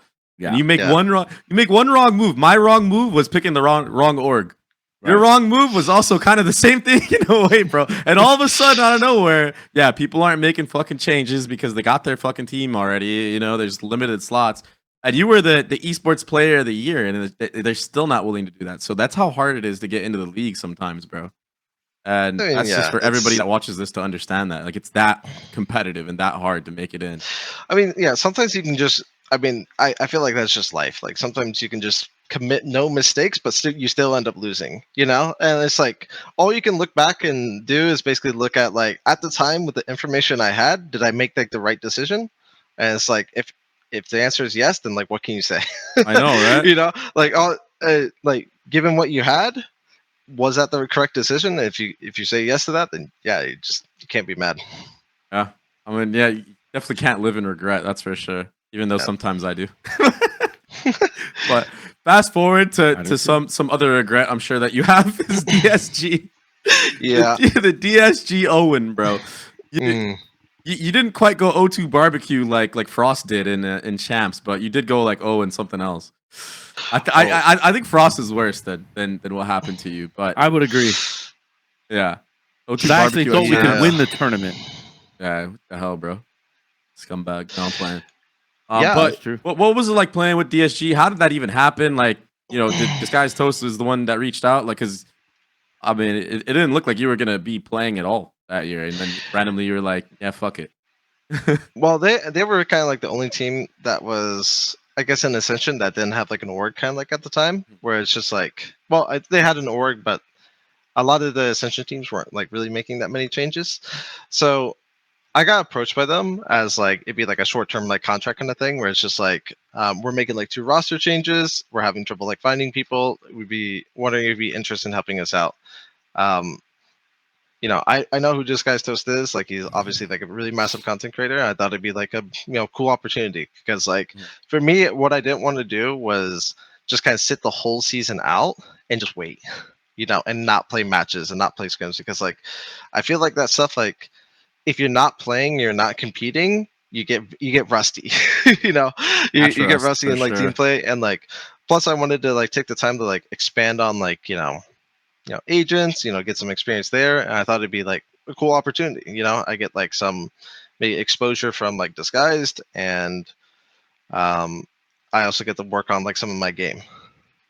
So at least that's what I initially like. That's what you thought was before. That's what you thought was gonna happen. That's what I thought. That was like the initial plan, but you know, things have a funny way of turning out. I feel so bad, because it just feels like ever since like that Optic Core, like you've just been a part of so many dysfunctional teams that are outside of your control, bro.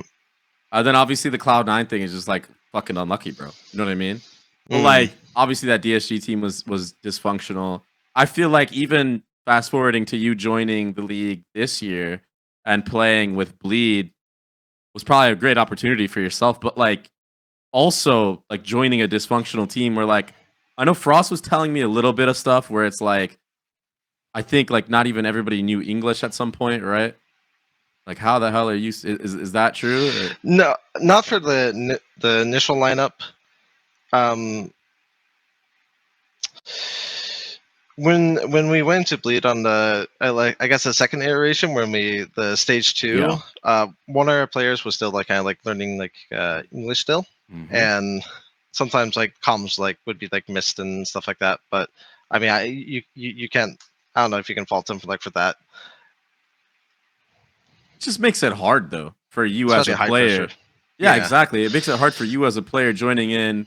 All your teammates are like, "Yo, we're playing with EA." They expect you to carry them, but they don't understand that this game isn't like that anymore. It's not just like one guy can literally just, you know, shit on everybody. Like you still need the team behind you, bro. So like, how do you think the year went for you?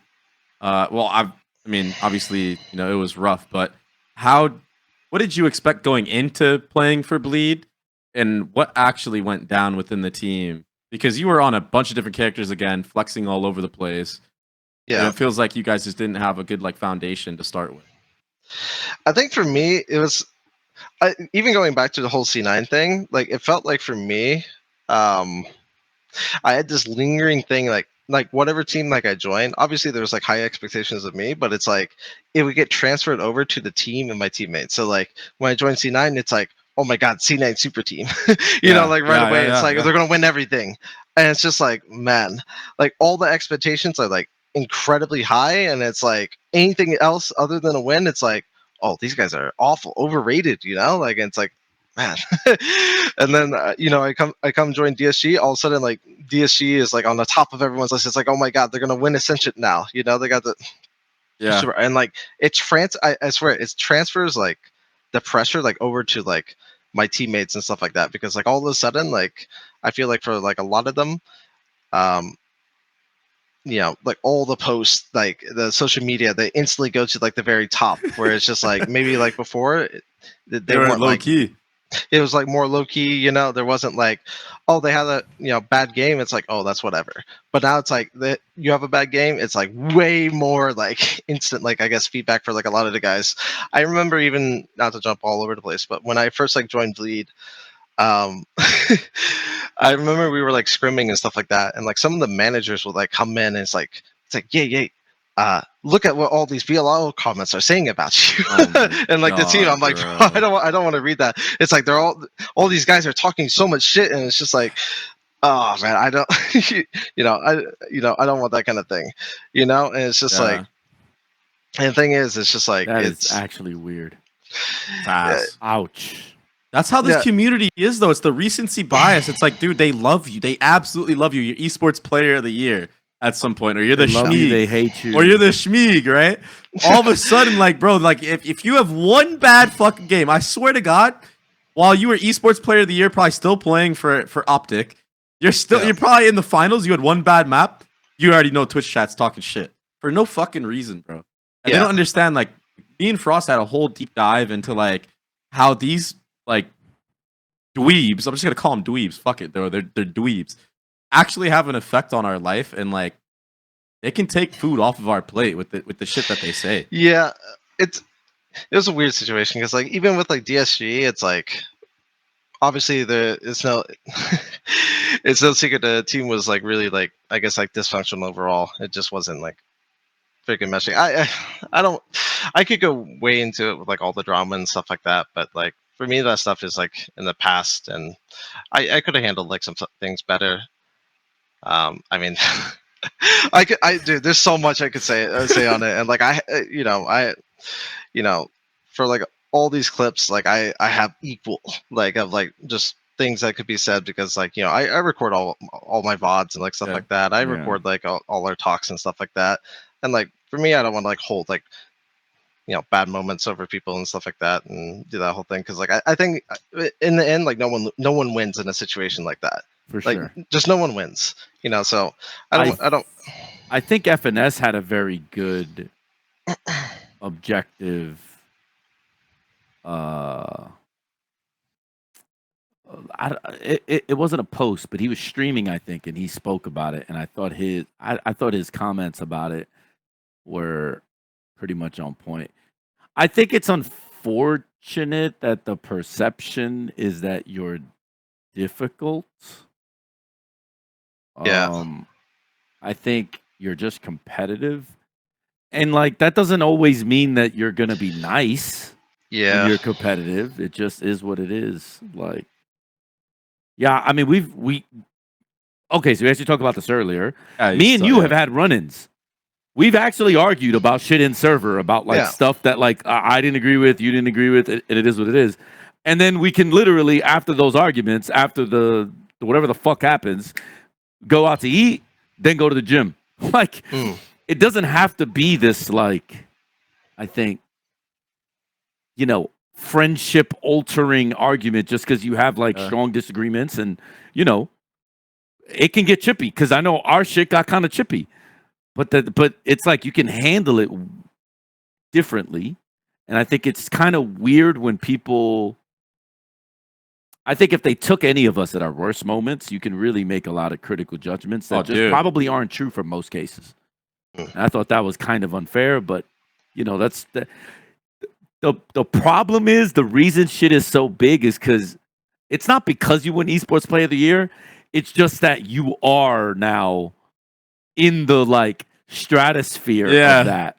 And that kind of it sucks, but I think it hurts you, if that makes sense. Yeah, I don't know if it made me like, I guess, like a better person, like overall, because like it just adds like a lot of like expectation, and ultimately like I'm responsible for like all that stuff, but like at the end of the day, I also feel like I'm like I'm human, you know, and it's like it's hard to like always be like a good person, at like all points. I think like looking back, like I tried to handle it like as best I could, but I struggled in areas. But I think at the end of the day, we're men. We're gonna make mistakes, bro. You know what I mean? Like no one's perfect, and we just have to learn from them. And you're a professional at what you do, and I know you learn from your mistakes, and you're very critical on yourself as well. I can tell by just talking to you in previous conversations we had, and also just knowing people around you. But I think when it comes to the scope and how much pressure is put on us in these scenarios, people do need to understand that we are just human at the end of the day. yeah, And we didn't really ask for any of this shit. It kind of just falls into your lap, bro. And we try to deal with it the best that we can. And that's also probably part of the reason why people sometimes go to chase that bag. Because, dude, it's like people don't understand how much shit we deal with, bro.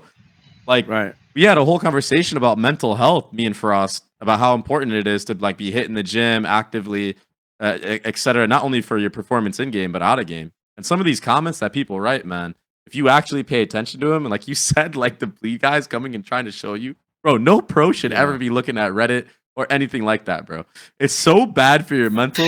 I mean, it's so bad. Even for me, like sometimes the problem would be is like, because like even before like I was like I guess I had all this exposure, sometimes I would go to like this common stuff because like you get to see like interesting stuff, you get to see the latest news and stuff like that. But like I feel like esports pros and just in particular are really connected to that kind of stuff because it's like you grow up, you go to like the match pages and like stuff like that, and it's like you want to see the results of the game, you want to see like maybe clips of like what was going on, or like it's just like entertainment because like you're connected to that kind of stuff. But like when I guess the spotlight is turned on you, and then it's like it's nonstop clips like talking about like whatever stuff, it's like it's hard to like just like the way I view it is like you can't just always ignore it. Like every little thing like someone says about you is gonna have like a small effect on you in like some way, or another. So I don't know. There's different ways to deal with it, and like for me, I probably didn't, with like all the different exposure, I probably didn't deal with it as best as I could. But I think I've learned a lot, I guess, like from the experience and just working with like a few different people. So I think I'm able to handle it like a lot better, and I have like different, I guess, ways of dealing with that kind of like audience and stuff like that. Yeah. Sure. Is it safe to say that like this last season in Korea was probably the most stressful that you've had in your career in Valorant? I would say, yeah, this year, like by far the most like stressful like thing I've done in like ever, like to the point in which like even like hair wise, like was like losing like hair like at a certain extent because I was so stressed. No. Yup. Dude, my first season of I shit you not, bro. I had the sickest fucking hairline. I look sick, bro. Overwatch season 1, we played 40 matches in the season. 40 matches. Multiple matches, like week to week to week to week, nonstop. 40 matches in a row. Bro, I balded so fucking bad, bro. Like I balded so bad from this shit. Like stress can literally make you lose hair. Facts. Yeah. But I agree with you because it was also mine. And I feel like we had that shared experience this year where, like, I mean, obviously it's different. You're playing and coaching, but like, it was also Do you think a big part of that is being away from home as well, though? Like it just topples on top of like everything else?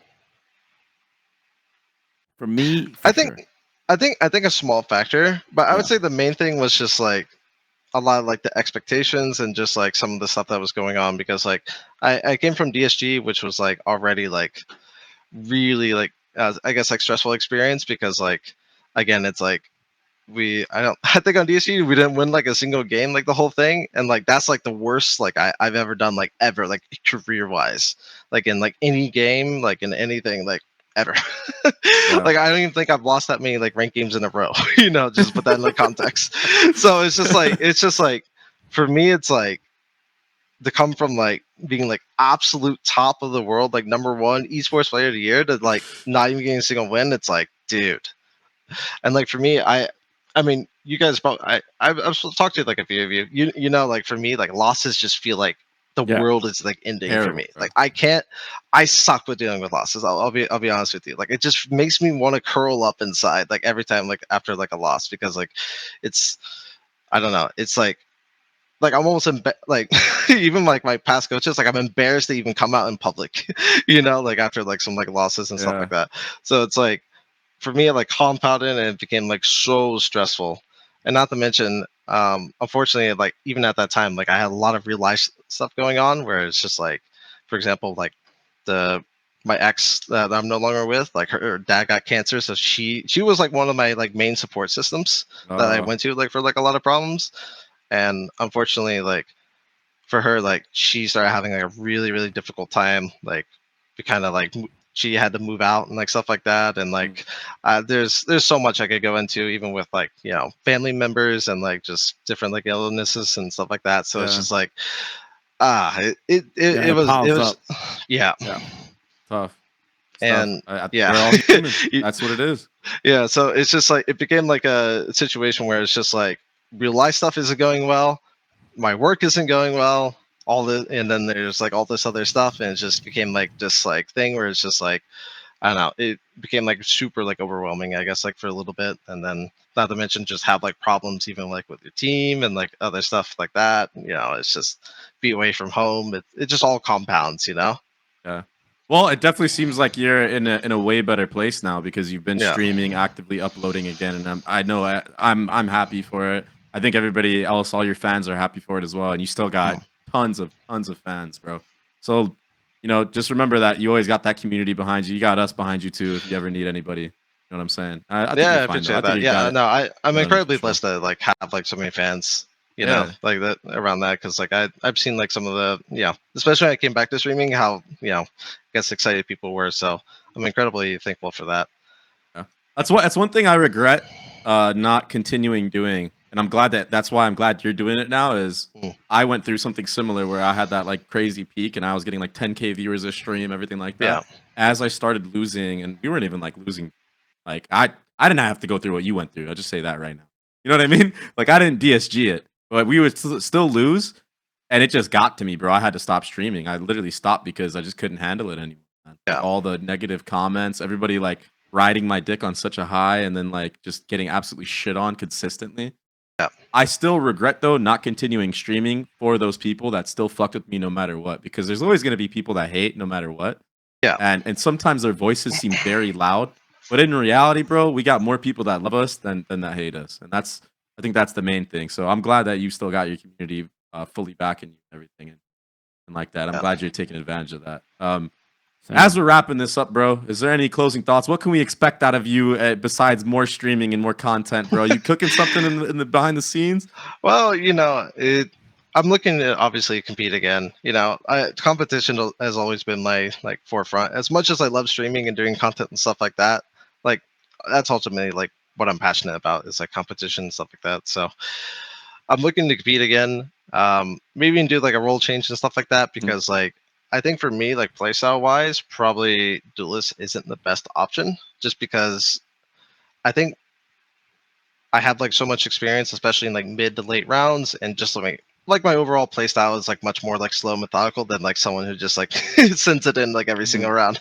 Because like, you know, why deal with like all these people like on your screen when I can just take my time and, you know, click heads like I usually do. So it might be like a role change on the horizon, but yeah, we'll see. We'll see what it entails. Cool, man. Well, I think that's it. That's all the questions I got for you, man. Thank you for taking the time again, bro. I know your time is big money, bro, but you did this for free for us, bro. I really appreciate it, man. Yeah, of course. Thanks for having me on. I really appreciate the opportunity. I hope we get we get to do an updated version of this when you make it back into the league, for sure, etc. We'll run it back for sure. Hopefully, maybe all in person. Maybe all in person. Yeah, hopefully no more bullshit. Hopefully no more bullshit. Yeah. Well, El-Diablo, you the man, bro. appreciate it. Thank you so much. Yeah, So- man. I miss you, bro. Thank you. It also sucks that in fucking Korea we were so far apart that we actually couldn't do anything. It was so troll. Bro. Yeah. No, we. It was like 2 hours or something like that for Dude. like a car ride. It is, insane, bro. What? Korea is so massive, bro. It's insane. Also, the You could- traffic. Yo, that too. Everyone is like, "Oh man, I live in Seoul." Yeah, but where in Seoul, bro? Because you might be in fucking buttfuck Egypt, and like I may never be able to see you. So it's like, bro, Yeah, it's actually insane. how It big was is. rough. Our commutes, like for matches, were like an hour 30, sometimes 2 hour car ride, like Dude, all that's the way over. terrible. So like you have to imagine that like especially if it's like a match, we have to like go rush hour traffic 2 hours like early, and we're just sitting there like you get cold like really fast and tired, especially after these long car rides and stuff like that. So like when you get to the match, you're just like, dude, you're so tired. Yeah. Yo, did you ever get Paulie's in Coex? Oh, Did you ever so eat there? Fire. Paulie's, it's like a pizza spot in Coex. Did you I ever don't eat think there? I did. No. If you ever go Ah, back, that's you gotta run it. If you ever go back, unlucky. you gotta run it, bro. It's the best, bro. Gotta run it. It's so good, bro. It's mid. After me being in LA for a minute, and LA pizza is obviously dog shit. My God, that was such a good experience for me. I needed that. I needed that one bad, bro. Oh man, yay. Yeah, Korea's dope, it's sad. I think I may have mentioned it because you remember when we saw each other outside. Oh, I think you did mention it, but I didn't. Yeah, I never yeah. ended up going. But trust that spot. It's okay though. It's all right. Well, if I ever get back there, I'll make sure I to got stop you, by. bro. Yeah, for sure. Yes, for sir. sure. Oh yeah. But all right, that's it. Spike Talk episode 20. El-Diablo. We done. Yes, sir. Peace. Don't forget to Take like, care. sub, comment, whatever. Blah blah blah blah blah. Peace out, everybody. See you for the next one. Peace out. Take care.